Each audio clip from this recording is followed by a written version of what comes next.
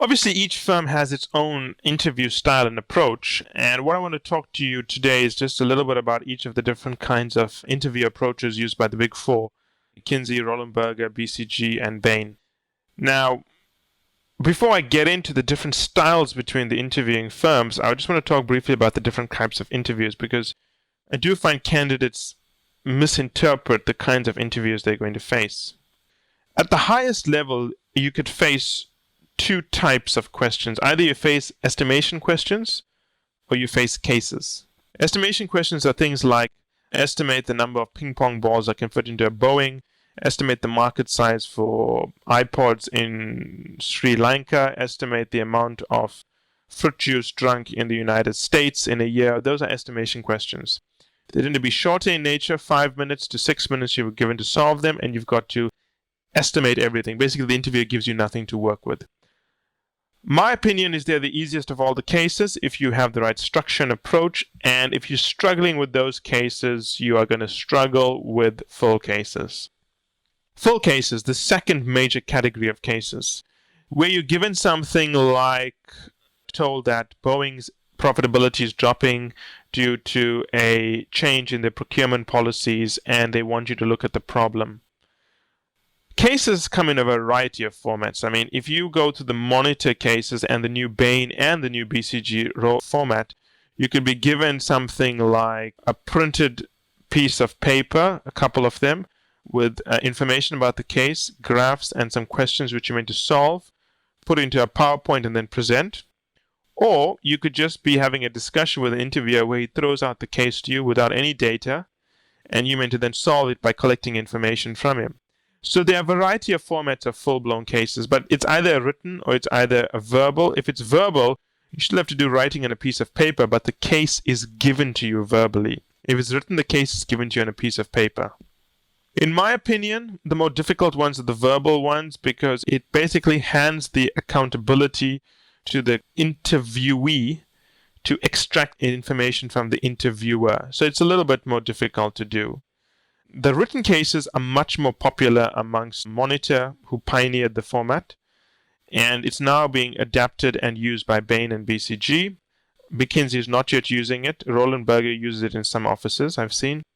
I find written cases to be interesting but not very effective, and I do find firms like Deloitte and Monitor who do use written cases rely too heavily on testing quantitative skills. They don't test conceptual logic as well. While I find BCG, Bain, Monitor, McKinsey test conceptual thinking, the strategy side of it, far more effectively. While Deloitte and Monitor rely on the fact that if you solve the cases well and you do the math well, you must be a good consultant, which is not the case. You can do the math well and still be a bad consultant, in my opinion. So after we look at estimation cases and full cases take anywhere from 15 to 20 minutes to solve, and they are much more tougher. We can also get to brainstorming. Now, brainstorming is not exactly a case. If you look at full cases, like the one about the Boeing example, within the Boeing case, you may be asked to do an estimation calculation.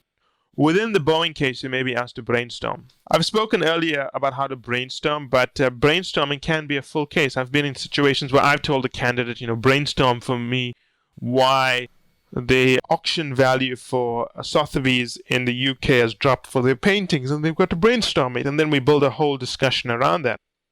Other examples of cases which don't fit exactly this classification I gave, but they do fit into the broader case segment of the Boeing example would be things like to explain what Groupon's business model is, explain how they make money, explain where their biggest costs lie. Those are full-blown cases, all delivered verbally.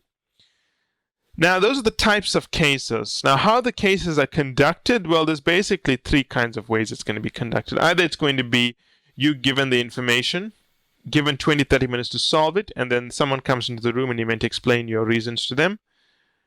But even within that type of example, I would say there's only two ways cases can be run. They can either be led by the interviewer, the person interviewing you, or they can be led by the interviewee, which is yourself.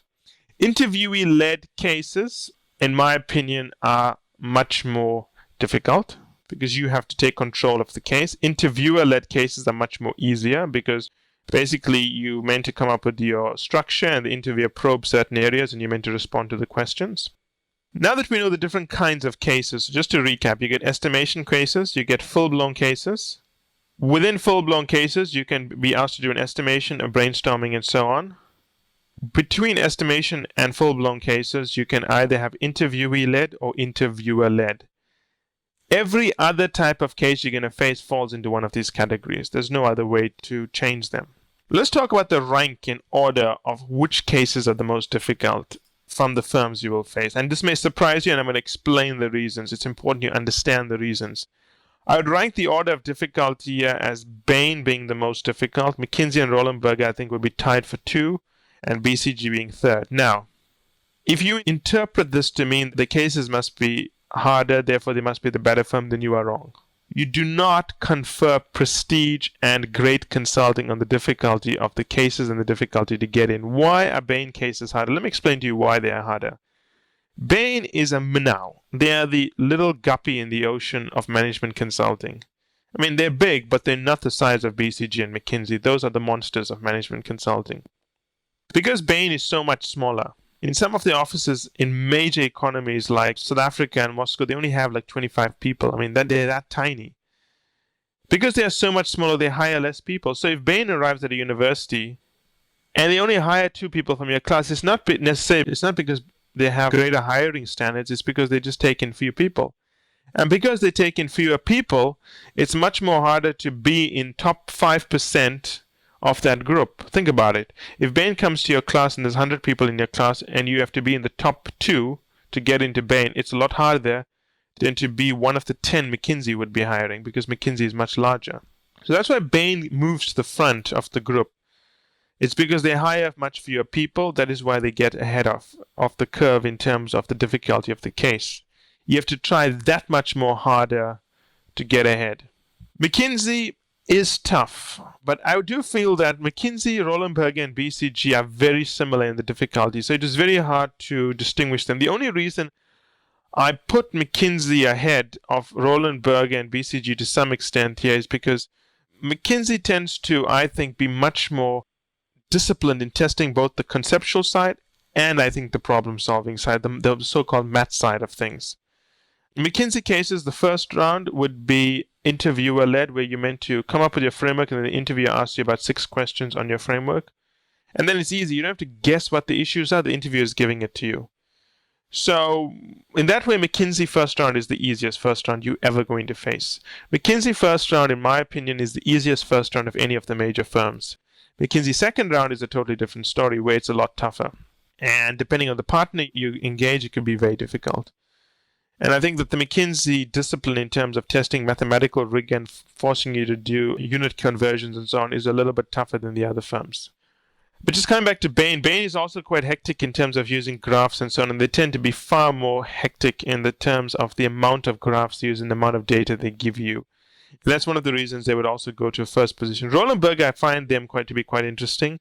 I've seen them use quite innovative cases to test candidates who have worked in previous consulting firms and to demonstrate they have the leadership skills to manage projects. I haven't seen any other firm doing it.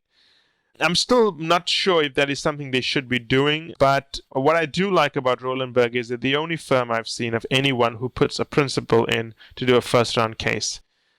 That is one reason they would go ahead of BCG. I mean, it's not because their cases are harder, it's because they have someone, I think, more capable doing the first round case. BCG, the reason I put BCG at the end, because it's not a negative thing to be at the end of this list. It's actually a positive thing in BCG's case. The cases are, I think, a little bit easier at BCG because, and let me explain this to you, I think BCG tests conceptual logic more than the other firms. With BCG, if you get the concept right and you do understand the conceptual issues and your math's okay, they will let you in. I also find BCG is willing to take a chance with candidates. They are willing to say, hey, look, hold on a second. This guy, you may not have the traditional background, but he's smart, or she's smart. She's innovative, she's clever, she's bold in her assertions or his assertions, so let's hire them. That's why I put BCG at the end. It's not because it's easier to get into BCG, because I think BCG takes into consideration more attributes versus what other firms consider. I think Bain is most narrow in the way they screen candidates. And look, I used to be in consulting, so I know that. And we also deal with over 100 candidates a year. So we can obviously crunch a lot of data across candidates to see who got in and who didn't get in. Again, just to recap, McKinsey come in second, purely because they take in more candidates so that it's a lot easier to get in on a pure numbers game. But I do find the second round to be very tough in terms of the way they force you to do conversions and calculations. Roland Berger, the only firm putting principals in to do first round, which I find very impressive and a strong commitment to recruiting. BCG comes in at the end, but again, in this list, end is not a bad thing. And I think that it's one of the strengths of BCG that they're willing to consider more criteria. So let's just recap the firms in the different rounds, right? So McKinsey first round, well, obviously if you pass the PST, the first round would be you're given a case, you meant to come up with your structure, and you asked questions around the structure you come up with, usually 6 questions, and you're meant to give the responses that the interviewer is looking for. I don't think first round McKinsey is difficult at all. If you fail McKinsey first round, then you maybe want to reconsider whether you should be in consulting, because McKinsey first round is easy. It's the easiest of any of the first rounds you're going to face. Second round is tougher. I think McKinsey has upped their game in the second round. And what I like about McKinsey is that they do package fit communication and quite heavy math into their second round. McKinsey second rounds tend to be quite hard. You have to be on the ball in terms of communication, confidence, wrapping up issues, bold in your assertions, creative, and you have to be really good at the math as well.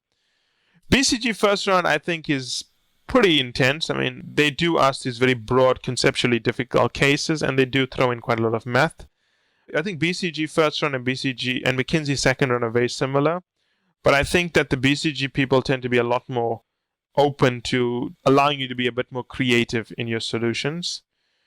Roland Berger, I can only comment on Roland Berger first rounds, which have impressed me in the offices that we've had candidates interviewing. As you go further rounds, it differs by office, and that's where I think Roland Berger needs to maybe improve the quality controls. I've seen offices that do 4 rounds, in some places they do 2 rounds, in other places they do 6 rounds. That's not the way you should operate. They need to be consistent and uniform across offices. But if we just look at the first round, which is where we decided to rate them because we don't have data on the others, they are very strong and they are doing a good job. Bain, round 1 tends to be very heavily on the math. Round 2 tends to be very heavy on math and graphs and so on.